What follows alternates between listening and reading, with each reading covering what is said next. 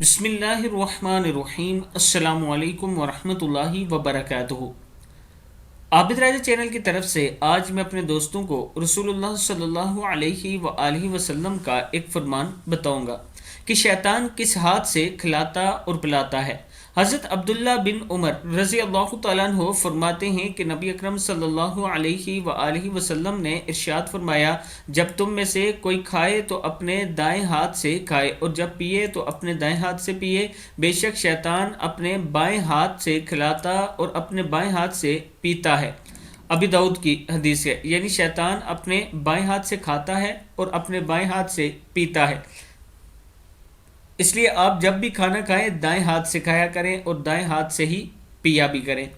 اس video پر آپ دوستوں نے ضرور عمل کرنا ہے اور اسے آگے شیئر کرنا ہے، اور چینل کو اگر آپ میں سے کسی دوست نے ابھی تک سبسکرائب نہیں کیا تو ضرور کر لیں۔